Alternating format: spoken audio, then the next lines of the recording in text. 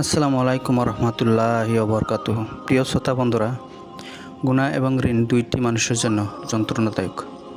গুনাহের কারণে মানুষকে দুনিয়া পরকাল দুই জগতেই ভুগতে হবে। গুনাহের জন্য পরকালে যন্ত্রণাদায়ক শাস্তিও নির্ধারিত। দুনিয়াতেও গুনাহের কারণে মানুষ বিভিন্ন সমস্যার সম্মুখীন হয়ে থাকে। এর মধ্যে অন্যতম হলো অন্তরের অশান্তি, জীবনে বরকত কমে যাওয়া, ঋণে পতিত হওয়া। গুনাহ ছাড়াও বেহিসাবি জীবনযাপনও মানুষকে ঋণে পতিত করে। আল্লাহ রসুল সাল্লাল্লাহু আলাইহি ওয়াসাল্লাম জীবনের গুরুত্বপূর্ণ এই দুই সমস্যা সমাধানে একটি দোয়া শিখিয়ে দিয়েছেন।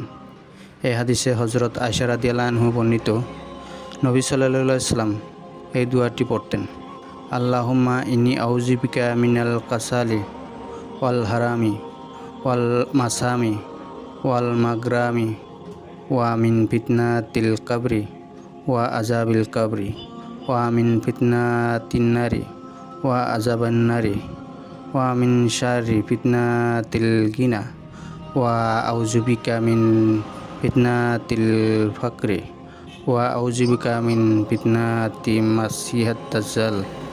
ইয়া আল্লাহ, নিশ্চয় আমি আপনার আশ্রয় চাই অলসতা, অতিরিক্ত বার্ধক্য, গুনাহ আর ঋণ থেকে, আর কবরের ফিতনা এবং কবরের আযাব থেকে, আর জাহান্নামের ফিতনা এবং এর আযাব থেকে, আর ধনবান হওয়ার পরীক্ষাদার মন্দ পরিণাম থেকে।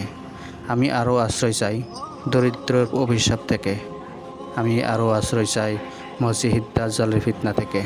ইয়া আল্লাহ, আমার গুনাহের দাগগুলো থেকে আমার অন্তরকে বরফ ও শীতল পানির দ্বারা ধুয়ে পরিষ্কার করে দিন এবং আমার অন্তরকে সমস্ত গুনাহের ময়লা থেকে এমনভাবে পরিষ্কার করে দিন যেভাবে আপনি সাদা কাপড়কে ময়লা থেকে সাফ করার ব্যবস্থা করে থাকেন। আমার গুনাহগুলোর মধ্যে এতটাই দূরত্ব করে দিন যত দূরত্ব আপনি দুনিয়া পূর্ব ও পশ্চিম প্রান্তের মধ্যে সৃষ্টি করিয়াছেন।